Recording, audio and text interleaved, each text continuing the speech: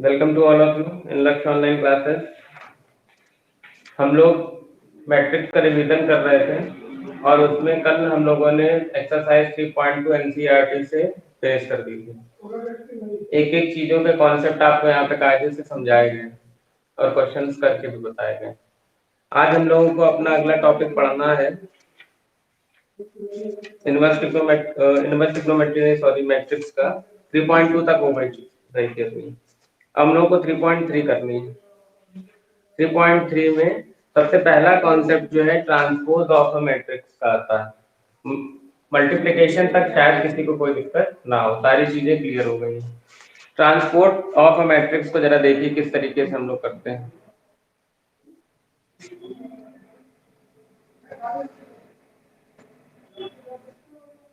अगला टॉपिक है transpose of a matrix. Transpose of matrix, इसको हम लोग परिवर्त आव्यूह भी कहते हैं। परिवर्त आव्यूह, देखिए परिवर्त आव्यूह का क्या कॉन्सेप्ट था? ट्रांसपोज मैट्रिक्स, इसको हम लोग दो तरीके से कुछ से तरीके हैं इनको हम लोग रिप्रेजेंट करते हैं। इसको कहीं भी जगह लिखा हो ए ऐसे लिखा हो, ए टी लिखा हो या फिर ए डैश लिखा हो, तो इसको क्या बोलते हैं?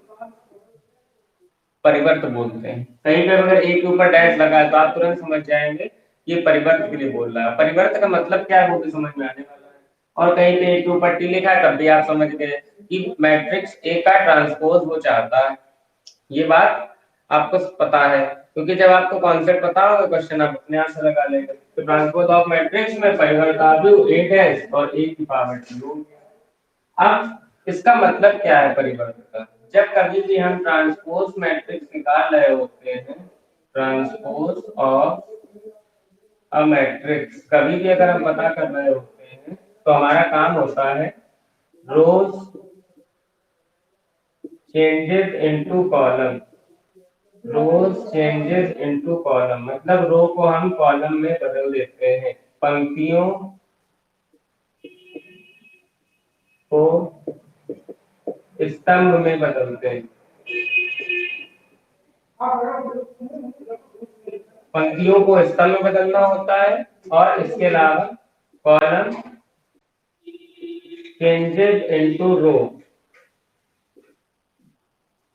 कॉलम को हम रो में बदल देते हैं। मतलब स्तंभों को पंक्तियों में बदल देते हैं। ये तो कॉन्सेप्ट हो गया ट्रांसपोज ऑफ मैट्रिक्स का। इस बात का मतलब क्या है? इस बात का मतलब ये है कि अगर हमारे पास कोई यहाँ पर मैट्रिक्स है m इंटू n ऑर्डर का, m का मतलब होता है पहले हम लोग पंक्ति लिखते हैं बाद में हम लोग स्तंभ लिखते हैं। तो ट्रांसपोज करने के बाद अगर यहाँ कोई आव्यूह लिखा होगा और उसका हमने ट्रांसपोज निकाला होगा, यहाँ बीच में ट्रांसपोज की प्रक्रिया हुई होगी। अगर कोई आव्यूह a बराबर दिया है और हमने ट्रांसपोज करके आव्यूह a डैश निकाला है, आव्यूह का मतलब मैट्रिक्स, तो वो आव्यूह जो बनकर के आया होगा, जो आव्यूह हमारे पास आया होगा a डैश, ऐसा कुछ दिख रहा होगा, जो हमारे पास आव्यूह a डैश आया होगा उसका क्रम तुरंत बदल जाएगा। अब वो n इंटू m का हो जाएगा। यहाँ पर m इंटू n का था तो m पंक्तियां n स्तंभ, डैश निकालने के बाद वो आव्यूह हमारा n इंटू m क्रम का हो गया। इस बात का मतलब है अब की बार यहाँ पर n पंक्तियां हो गई, n पंक्ति हो गई और m स्तंभ हो गए। जो लोग इंग्लिश मीडियम वाले वो इस चीज को क्लियर कर ले, पंक्ति को हम लोग रोज बोलते हैं और स्तंभ को कॉलम्स बोलते हैं।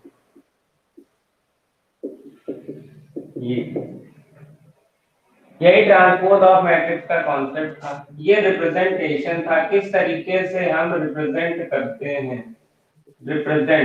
हैं ट्रांसपोज ऑफ मैट्रिक्स को। ए डैश या ए के ऊपर पावर में टी लिखा हो तो आप समझ जाएंगे कि हमको ट्रांसपोज निकालना है। ये तो दिखाना था। कहीं पे भी आपको लिखा है परिवर्त आव्यूह ज्ञात करिए, ए डैश ज्ञात करिए, ए की पावर टी ज्ञात करिए, आप तुरंत समझ गए कि हमको क्या निकालना है? परिवर्त निकालना है। ठीक, परिवर्त निकालना है तो निकालेंगे कैसे, उसके लिए आपको ये वाला कॉन्सेप्ट याद रखना है। इसमें क्या है, transpose of a matrix can be find out row changes into column and column changes into row. मतलब रो को कॉलम में बदलना है, कॉलम्स को रो में बदलना है, पंक्तियों को स्तंभ में बदल दो। जो पंक्ति का काम करे उसको स्तंभ बना लो, और जो स्तंभ का काम करे उसको पंक्ति बना लो। ये नियम है, इसको इस तरीके से समझ लीजिए। अगर कोई आव्यूह हमारे पास ए दिया है, ए बराबर यहाँ पर मान लीजिए कोई भी एलिमेंट लिखे हैं, सपोज दैट यहाँ पर एलिमेंट आपके ऐसे लिखे हुए हैं, मेरी बात को समझिए, A B C D E F, ये एलिमेंट लिखे हैं। आपसे कहा जाए यहाँ भैया कितनी पंक्तियां हैं, तो आप कहेंगे यही 2 पंक्तियां हैं, R1 और R2, ये जो एरो मैंने लगाए हैं। हम आपसे कहें भैया कितने कॉलम है, तो आप कहेंगे पहला कॉलम, दूसरा कॉलम, तीसरा कॉलम, 2 पंक्तियां 3 कॉलम हो गए। अब आपको निकालना है ट्रांसपोज। ट्रांसपोज के लिए नियम आपने पढ़ रखा, पंक्तियों को स्तंभ में बदलना। तुरंत आप पंक्ति के पास पहुंचे, पंक्ति ये थी ABC, पंक्ति ऐसे थी, इसको आपने तुरंत ABC में बदल दिया, स्तंभ में ABC। देखिए स्तंभ बन गया कि नहीं बन गया, सेम एज इट इज। ये वाली पंक्ति DEF उठेगी और इसको भी आप स्तंभ में बदल दीजिए, ये हो गया DEF। अब देखिए इसमें इसमें क्या अंतर है, यहाँ पर पंक्ति इंटू स्तंभ, इस आव्यूह का क्या क्रम है, 2 पंक्तियां और 3 स्तंभ, तो ये आव्यूह 2 इंटू 3 क्रम का है, 2 इंटू 3 ऑर्डर का आव्यूह है। लेकिन जो हमको परिवर्त आव्यूह मिला उसमें देखिए क्या हो गया, उसमें 3 पंक्तियां बन गई, 2 स्तंभ बन गए। इसका मतलब ये किस क्रम का आव्यूह बन गया, इसमें 3 पंक्तियां 2 स्तंभ, तो ये 3 इंटू 2 क्रम का आव्यूह बन गया। ये बात सभी को समझ में आ गई। एक बार फिर से मैं रिपीट कर देता हूं, जब कभी भी हमको परिवर्त आव्यूह ज्ञात करना हो, बहुत सिंपल सा कॉन्सेप्ट है, स्तंभों को पंक्ति में बदल दो, पंक्ति को स्तंभ में बदल दो। 10 सेकंड का समय है, इस प्रोसेस को देख लीजिए। जिसको कोई समस्या हो, जो लोग लाइव क्लास में जुड़े हो उनसे पूछ सकते हैं, नहीं तो फिर हम आगे बढ़ते हैं।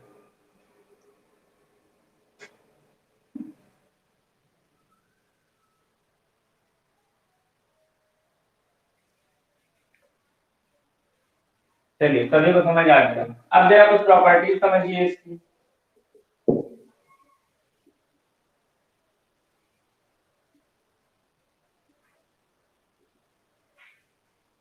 प्रॉपर्टीज में क्या है, properties of a transport of a matrix, मतलब परिवर्त आव्यूह के गुण, परिवर्त आव्यूह के गुण, properties of transpose of a matrix.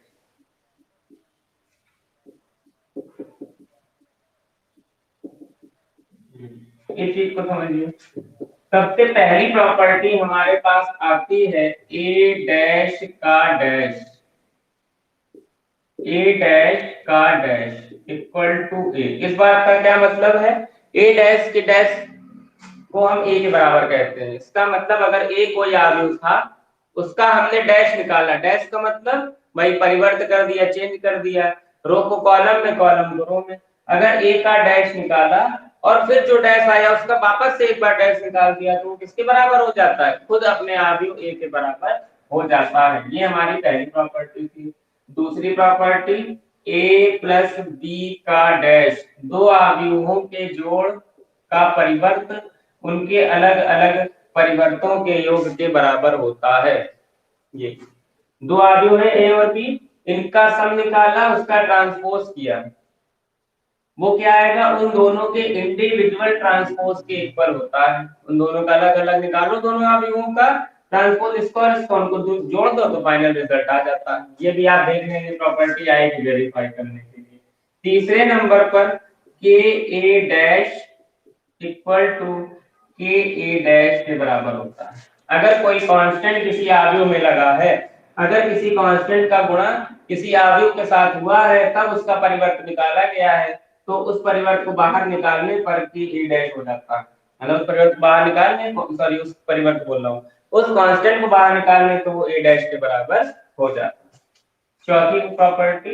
चौथी प्रॉपर्टी है 2 आव्यूहों के गुणनफल का परिवर्त, AB का परिवर्त, transpose of multiplication of 2 matrix is equal to B dash A dash. ये प्रॉपर्टी होती है। क्या प्रॉपर्टी होती है, इनको आपको समझना। इस बात का क्या मतलब, फिर से एक बार समझ लीजिए जिसको नहीं आया। कोई भी आव्यूह दिया है ए, हमें उसका डैश निकालना है। तो किसी भी आव्यूह का निकाला गया डैश और फिर से उस आव्यूह का निकाला गया डैश अपने वापस प्रारंभिक वाले आव्यूह के बराबर हो जाता है। ये प्रॉपर्टी नंबर 1 थी।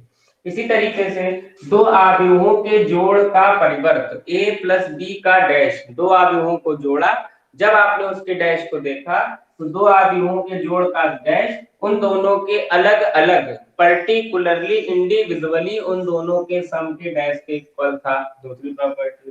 तीसरी प्रॉपर्टी के ए डैश इक्वल टू के ए ऑफ डैश, मतलब अगर किसी भी आव्यूह के डैश में के का मल्टीप्लिकेशन कराया गया है तो उस के को बाहर निकाल ले, मतलब कांस्टेंट को बाहर निकाल ले, तो वो इस ए डैश के साथ बगल में लग जाएगा। ये प्रॉपर्टी। अगला ए बी का डैश, ए बी दो आव्यूहों के गुणनफल का परिवर्त उन दोनों आव्यूहों के क्रम को बदल देगा, बी डैश ए डैश कर दे तो उसके बराबर हो जाता है। ये बात सत्य है कि असत्य है? अभी आपके सामने क्वेश्चन आएंगे वेरीफाई करने के लिए, और ये क्वेश्चन आते हैं दो नंबर या तीन नंबर में इस तरीके के क्वेश्चन पूछ लिए जाते हैं।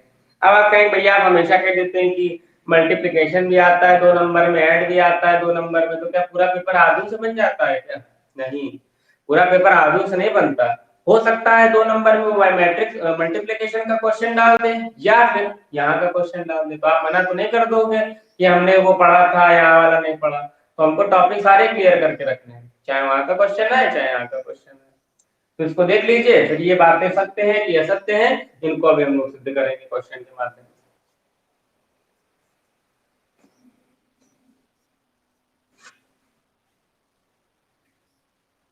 ठीक है, सभी ने देख लिया होगा। चलिए आज का पहला क्वेश्चन हम लोग स्टार्ट करते हैं।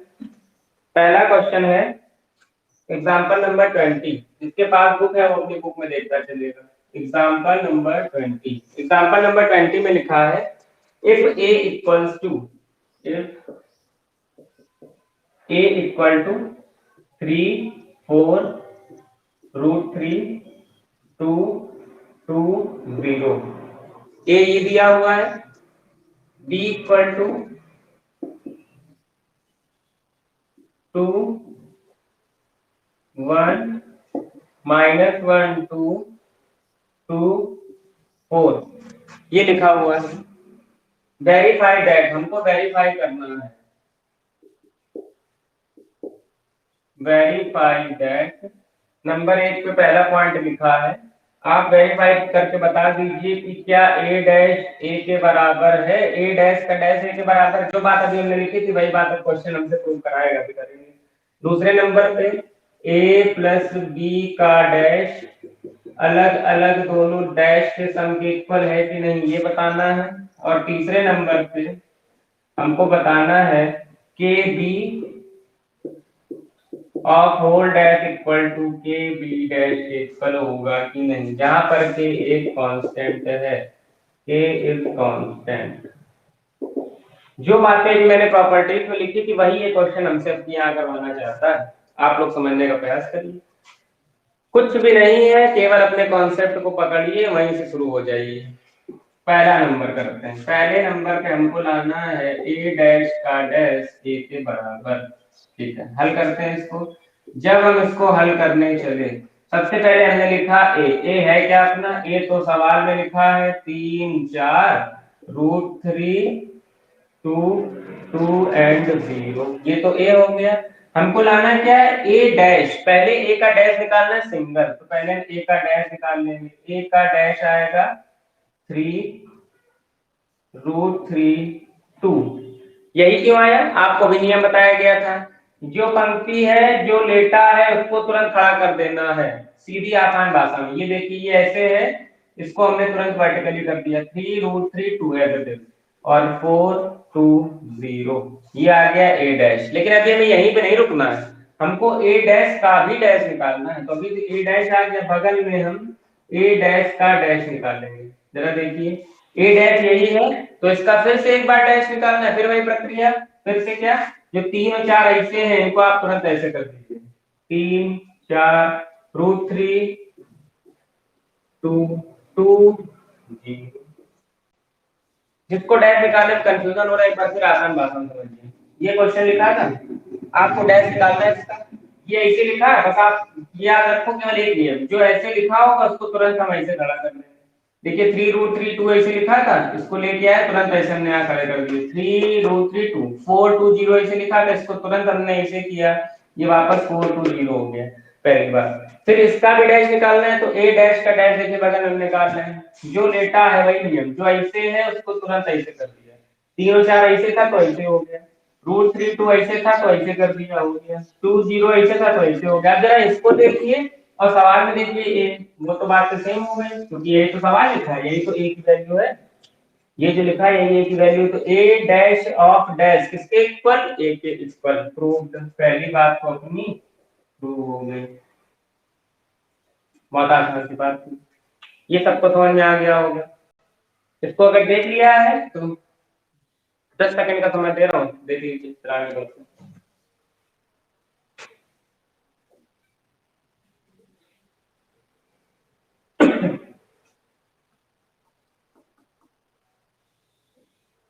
चलिए आगे,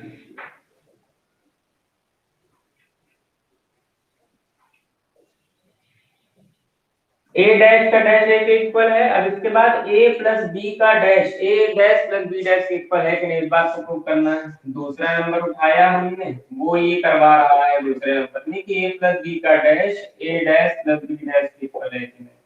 देखिए सबसे पहले हम एलएचएस देखते हैं। एलएचएस में हमने पहले ए प्लस बी निकाला, क्योंकि जब हम ए प्लस बी निकाल पाएंगे तभी तो डैश पे जा पाएंगे, पहले ए प्लस बी निकाल लें, डैश बाद में देख लिया जाएगा।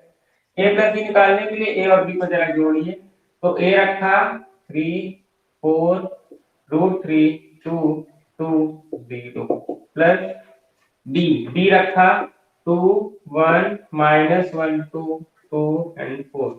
अब ए प्लस बी कह रहा था तो दोनों को जोड़ दीजिए, जब आप दोनों को जोड़ेंगे तो हमको क्या मिल जाएगा, 3 2 5 4 1 5 √3 और 1 -1 हो जाएंगे, 2 2 4, क्योंकि √3 में जुड़ तो पाएगा नहीं, माइनस साइन है तो माइनस हो गया, 2 2 हो गया 4 और 0 में 4 जोड़ा तो आ गया 4। ये आया है अपने पास ए प्लस बी। हमसे कह रहा है ए प्लस बी का डैश आप बताएं, तो ए प्लस बी का डैश, अभी तो अपने पास केवल ए प्लस बी आया, इसका डैश भी तो निकालना है, तो बगल में देख लीजिए A plus B of whole dash, इसका डैश निकालने के फिर से वही नियम, जो लेटा है या जो ऐसे है इसको तुरंत आपने ऐसे कर दिया, तो ये हो गया 5 √3 -1 4। फिर यहाँ पर ये ऐसे था, इसको ऐसे कर दिया आपने, तो हो गया 5 4 4 ऐसा। ए प्लस बी का डैश आ गया, ए प्लस बी का डैश, ए था अपनी जगह रखा, बी अपनी जगह रखा, दोनों को जोड़ दिया, उनका डैश निकालना था, निकाल दिए। अब ये देखना है कि एलएचएस के लिए आ गया, आरएचएस क्या आता है। आरएचएस के लिए समझ लीजिए जरा, इसको देख लीजिए फिर इसको रख करके आरएचएस पे काम करते हैं। ठीक, इसको देख लिया आप लोगों ने, हम इस वाले रिजल्ट को भी यहीं पे रोक के रखते हैं और आरएचएस पे काम करने जा रहे हैं। देखिए एलएचएस रख कर दिया,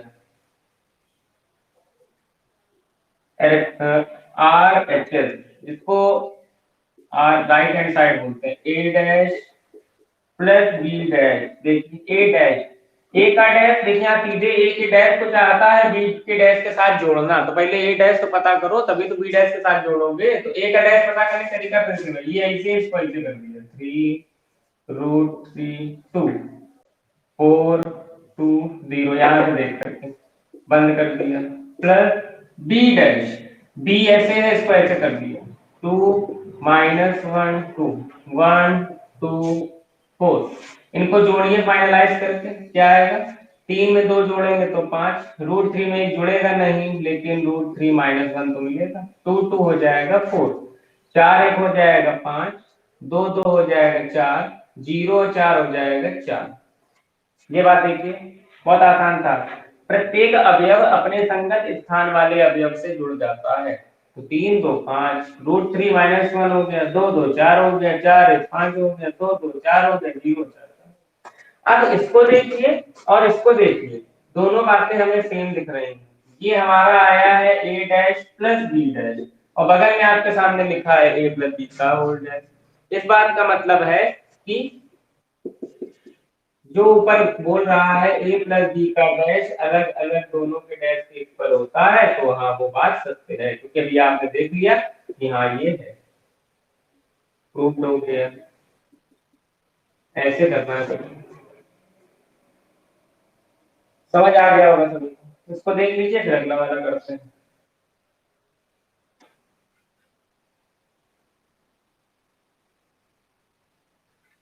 चलिए देख लिया, अगला देखते हैं।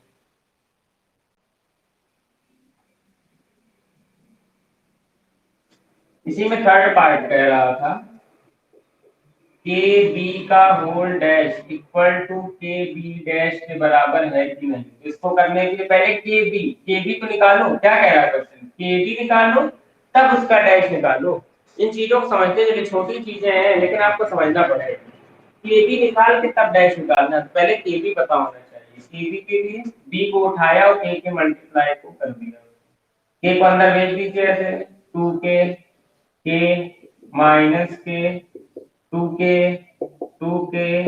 के, कुछ नहीं करना है, केवल जहां जहां बी था वहां के का मल्टीप्लाई कर दिया तो के बी बन के तैयार हो गया। अब हमको के बी का डैश चाहिए, तो के बी का डैश अभी आपको बताया है, जो लेटा है उसको बड़ा कर दीजिए, टू के माइनस के टू के, इसको ऐसे कर दिया के टू के फोर के बी डैश हो गया। ये तो एलएचएस की बात थी, क्या ये के बी डैश के इक्वल है, हम देखिए यहीं पे देख लेते हैं। के बी डैश इक्वल टू, देखिए हर जगह के दिख रहा है, यहाँ पे के, यहाँ पे के, यहाँ पे के, यहाँ पे के, यहाँ पे के, यहाँ के, अगर हम बाहर ले लें तो अंदर क्या बचेगा, two minus one two, one two four. ये बात शायद सबको समझ में आ गई होगी। और ये जो लिखा है ये बात, इस बात को जरा देखिए, ये लिखा क्या है, अगर हम बी के डैश को निकालें यहीं पर, तो बी का डैश क्या आएगा बताइए, दो माइनस एक, तो एक दो चार, यही तो आएगा।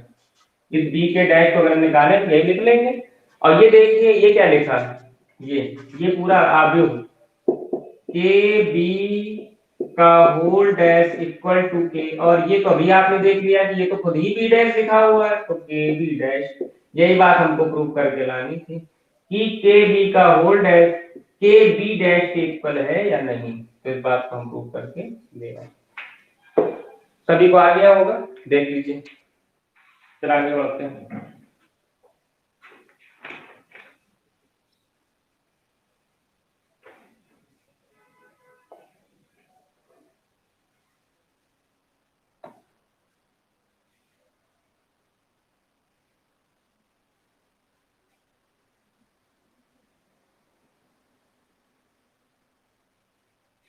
चलिए ठीक है, सभी को आ गया है, आगे बढ़ते हैं।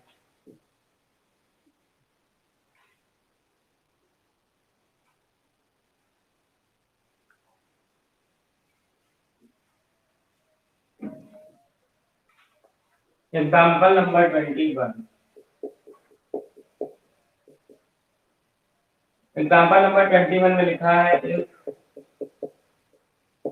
a equal to two minus two four five, A की वैल्यू लिखी है माइनस टू फोर और फाइव, बी की वैल्यू लिखी है एक तीन माइनस छह, ये लिखा हुआ है, ए लिखा है बी लिखा है। क्वेश्चन कह रहा है वेरीफाई दैट, हमको वेरीफाई करना है या सत्यापित करना है, वेरीफाई दैट ए बी का dash equal to B dash A dash. ये बात को भी जरा सिद्ध करके देख लेते हैं, क्या ये बात सही थी कि नहीं, क्योंकि इसके पहले वाले क्वेश्चन में हमने तीन प्रॉपर्टीज को समझ ली। A dash of whole dash equal to A plus B of whole dash equal to A dash plus B dash, K B dash equal to K B of whole dash equal to K B dash. तीन property हो गई थी, लेकिन आव्यूह में आपको बताया गया परिवर्त की चार प्रॉपर्टी है, तीन समझ ली, एक आज आपको ये समझ ली। देखते हैं ए बी डैश, हमको चाहिए क्या एलएचएस में, एलएचएस में चाहता है कि आप ए बी का डैश को निकाल दें। तो ए बी का डैश निकालने के लिए पहले ए बी तो पता हो, तब तो ए बी का डैश निकाल पाएंगे। तो पहले ए बी पे काम करते हैं। ए बी का मतलब दो अवयवों का गुणा। देखिए पहले हम ए बी पे काम करेंगे। ए इंटू बी। ए क्या लिखा? ए लिखा है -2, 4 और 5 इंटू बी लिखा है 1, 3 -6। आपको बताया गया था जब कभी भी हम दो अवयवों का गुणा करते हैं तो हम ये चेक कर लेते हैं क्या उनका गुणनफल संभव है अथवा नहीं। देखिए क्या चेक करना होता है, स्तंभ पहले वाले में स्तंभ स्तंभ कितने हैं? एक। इस वाले अवयव में पंक्ति पंक्ति कितनी है? एक आपको दिख रही है, एक पंक्ति एक स्तंभ। इसको कॉलम कहते हैं, इसको रो कहते हैं। एक स्तंभ एक पंक्ति, तो आप लिखेंगे गुणनफल संभव है। ये बात यहाँ लिखने की आवश्यकता नहीं थी, लेकिन जहां जहां गुणनफल के क्वेश्चन आते हैं वहां हम ये चीज करते हैं, इसलिए हमने आपको लिख दिया। देखिए अब हमको निकालना है ए बी। करिए नियम वही, पेन और सॉकेट वाला। हमेशा क्या था, इसका स्तंभ उठता है, इसकी पंक्ति में जाकर कैसे लग जाता है। तो ये उठेगा इधर लगेगा तो क्या आएगा -2। फिर ये उठेगा 4 के पास आएगा तो क्या हो जाएगा 4 वन जा 4। फिर ये 1 उठेगा 5 के पास आएगा तो क्या हो जाएगा 5। फिर अब के बाद 3 उठा, 3 उठा 2 के पास आएगा तो 3 2 जा 6। 3 उठा 4 के पास आएगा 3 4 जा 12। 3 उठा 5 के पास आएगा 3 5 जा 15। देखिए ऐसे उठता है ऐसे लगता है। हमने बताया था हमेशा ऐसे उठता है, ऐसे होता है और ऐसे जाकर के सेट हो जाता है। इसका स्तंभ उठता है और पंक्ति में मल्टीप्लाई हो जाता है। स्तंभ एक उठा, पंक्ति में पहले 2 में मल्टीप्लाई हो गया। फिर स्तंभ एक उठा, पंक्ति में 4 मल्टीप्लाई। फिर स्तंभ एक उठा, पंक्ति में 5 मल्टीप्लाई। फिर अब 3 उठेगा, 3 उठेगा 2 में मल्टीप्लाई। 3 उठेगा 4 में, 3 उठेगा 5 में, ऐसे बन गया। 6 उठेगा 2 में तो 12, 6 उठेगा 4 में तो 24, 6 उठेगा 5 में तो -30। कितनी बात आपको समझ में आ गई? ये आ गया ए बी। अब हमको निकालना है ए बी का डैश। ए बी का डैश आपको पता, अभी बताया गया, जो ऐसे है उसको ऐसे कर दो। मतलब -2 -6 -12, 4 12 -24, 5 15 -30। ये आ गया ए बी का डैश। अब हमको एक चीज और निकालना है।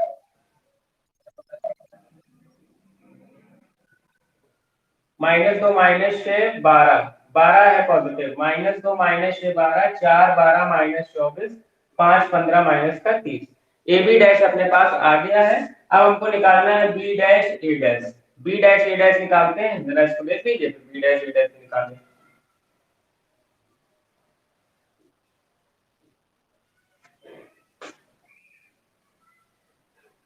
सभी को समझ आ गया होगा। देखिए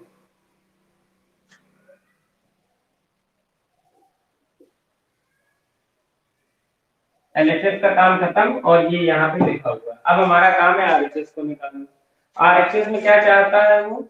आरएचएस में प्रश्न हमसे चाहता है कि आप बी डैश निकालें, ए डैश निकालें, तब उन दोनों का मल्टीप्लाई करके बी डैश, तो बी डैश निकालिए। जो लेटा है उसको तुरंत करा देंगे।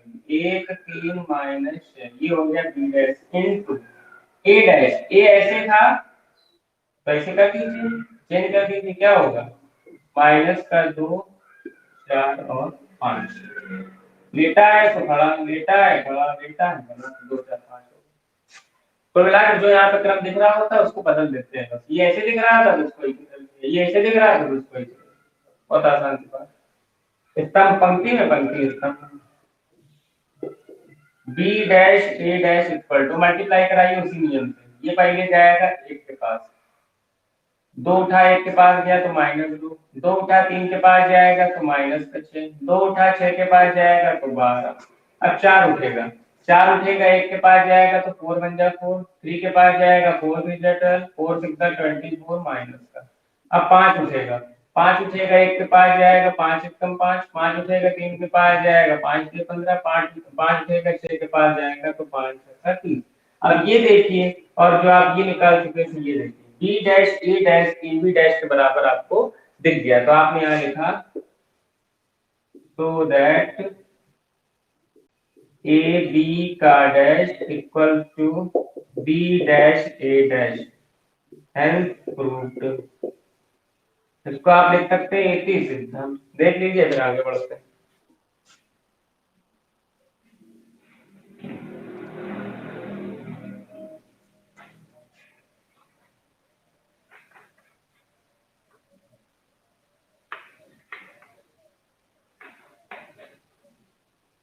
आ गया मुझे, चलिए अगला देखते हैं।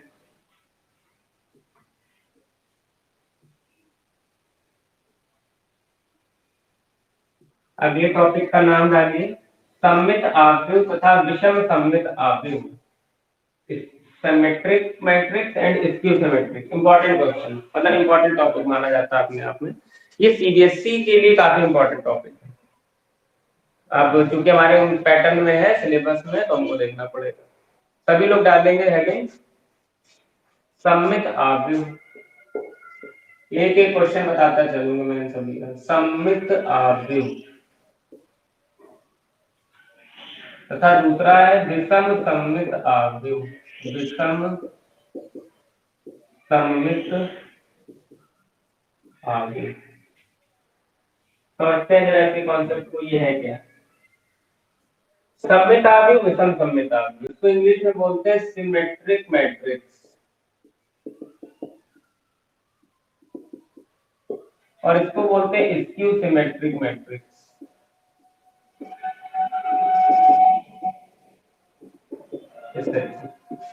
Symmetric matrix and skew symmetric matrix. सममित हम लोगों ने ये पढ़ा है। सममित का मतलब होता है सिमेट्रिक, आइडेंटिकल चीजें। जब एक चीज दूसरी चीज को ढक लेती तो सिमेट्रिक कहलाती है। विषम सममित में ढकेगी तो वो चीज, लेकिन थोड़ा सा अंतर होगा दोनों में। क्या होगा इसको समझने का प्रयास करते हैं। अगर किसी आव्यूह का डैश निकाला और वो खुद उस आव्यूह के बराबर आ जाए। अभी हम लोगों ने पढ़ा था A dash of dash equals to A होता है, लेकिन कभी कभी अगर किसी आव्यूह का डैश खुद ए के बराबर है, किसी आव्यूह का डैश निकाला, वो वापस से वही आव्यूह मिल जाए, तो हम कह देते हैं कि वो सममित आव्यूह है। यही एक नेसेसरी कंडीशन है, ये आवश्यक प्रतिबंध है, necessary condition for symmetric matrix. ये है आवश्यक प्रतिबंध इसके लिए। और इसकी सिमेट्रिक में अगर किसी आव्यूह बी का डैश निकाला, वो है तो उस आव्यूह के बराबर, लेकिन माइनस साइन आ जाता है, माइनस का अंतर आता है। अभी मैंने बताया था अगर एक हाथ दूसरे हाथ को ढक ले तो हो गया सममित। एक हाथ दूसरे हाथ को ढक ले लेकिन कुछ चीजें बची रह जाए या कुछ अंतर आपको आइडेंटिफाई करने में मिल जाए, तो वो क्या हो जाता है, विषम सममित आव्यूह हो जाता है। जैसे कोई आव्यूह बी था, उसका हमने डैश निकाला, आ तो गया वही आव्यूह, लेकिन चिन्ह का अंतर पड़ गया, तो सब विषम सममित आव्यूह कहलाता है। ये इसका आवश्यक प्रतिबंध है। आवश्यक प्रतिबंध। इसके बाद आपको ये देखना है कि अब जो हमारे क्वेश्चन आएंगे इससे रिलेटेड, सममित आव्यूह तथा विषम सममित, क्या पहले दोनों के एक एग्जांपल जरा देख लेते हैं, फिर आगे अगले टॉपिक पे बढ़ेंगे। ये है होता कब है, क्या है एक्चुअली कभी कोई ऐसा केस होता है कि किसी का डैश निकालो उसी की इक्वल आ जाए। अगर हम यहाँ लेट करें a इक्वल टू, जैसे बुक में दिया है आपकी, जिसके पास बुक होगी वो देखता चलेगा, √323 2 -15 -1 3 -1 1, ऐसा कुछ ए दिया है। अब जरा आप इसका डैश निकालिए, क्या आएगा। हमने कहा इस ए का आप डैश निकाल के दिखा, तो आप कहेंगे भैया ये ऐसे है, लेटा है, इसको हम खड़ा कर दे रहे हैं, मतलब ऐसा √3 2 और 3। ये स्तंभ, ये पंक्ति है, इस पंक्ति को हम स्तंभ में बना दे रहे हैं। ये पंक्ति है, इसको स्तंभ बना दीजिए। 2 -15 -1, सेम एज इट इज 3 -1 1 होगा, तो इसको आप कह देंगे 3 -1 1। अब जरा इसको देखिए, इसको देखिए, इन दोनों में क्या कोई अंतर दिख रहा है हमको? नहीं। क्यों? ए सवाल है, उसका डैश आपने निकाला, वापस से हमको ए मिल गया, ए डैश ए के बराबर हो गया, तो आपने तुरंत कहा कि ये एक सममित आव्यूह है। ना देख लीजिए, फिर विषम सममित देख लेते हैं एग्जांपल, फिर आगे बढ़ते हैं।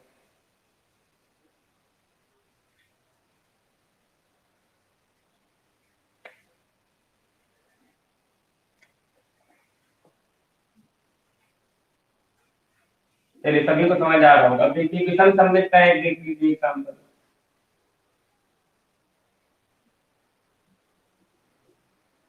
विषम सममित में जैसे मान लीजिए कहीं पे लिखा है, विषम सममित में सपोज आपका लिखा है b equal to 0 minus E minus F, E 0 minus G, F G 0, या यहाँ पर आप अपने आप से कोई संख्याएं भी समझ सकते हैं।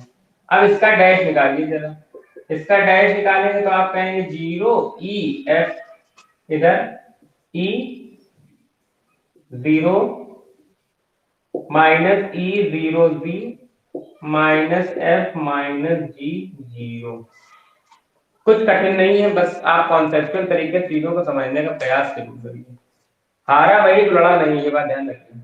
0 ई एफ, इसको ऐसे रखा ऐसे कर दिया तो 0 ई एफ हो गया, माइनस ई 0 जी हो गया तो माइनस ई 0 जी हो गया, माइनस एफ माइनस जी 0 माइनस एफ माइनस जी 0 हो गया। इन दोनों में क्या अंतर दिख रहा है? देखो जो सवाल था वहां 0 अपनी जगह यहाँ पे ई है, लेकिन परिवर्त करने के बाद हमको माइनस ई दिख रहा है। यहाँ पर माइनस है लेकिन परिवर्त करने के बाद एफ दिख रहा है। यहाँ पे ई है माइनस ई, 0 तो अपनी जगह, जी है तो माइनस जी, एफ है माइनस है, जी है तो माइनस जी। कुल मिला के हर अवयव में केवल चिन्ह का अंतर आ रहा है। तो आप इसको कह सकते हैं कि ये लिखा तो बी है लेकिन माइनस साइन के साथ लिखा है। अगर इन सब जगह से माइनस कॉमन ले लें, ऐसा कुछ कर दें, समझिएगा बात को। अगर इस पूरे आव्यूह से हम माइनस कॉमन ले लेते हैं, यहाँ क्या है कि 0 आएगा, माइनस ई आएगा, माइनस है। आपको पता है कॉमन की प्रक्रिया होती है, जब कॉमन लेते हैं तो जहां माइनस साइन नहीं होता वहां लग जाता है, और जहां होता है वहां प्लस हो जाता है। 0 माइनस ई माइनस है, ई 0 माइनस जी, एफ जी 0। अब देखिए माइनस साइन कॉमन लेने के बाद देखो ये और ये बिल्कुल सेम बात आ गई, माइनस लगा उसको लगा रहने दिया, और ये हमने माना ही था सवाल में। तो आपको क्या पता चल गया, बी डैश माइनस बी के इक्वल हो जाता है। ये एक एग्जांपल था विषम सममित का। ये एक नंबर में क्वेश्चन आ सकता है कि एक उदाहरण द्वारा बताइए कि विषम सममित आव्यूह में B dash equal to minus B होता है, या फिर पीछे वाले क्वेश्चन में एक उदाहरण के द्वारा समझाइए कि ए डैश ए के बराबर होता है। इसको देख लीजिए।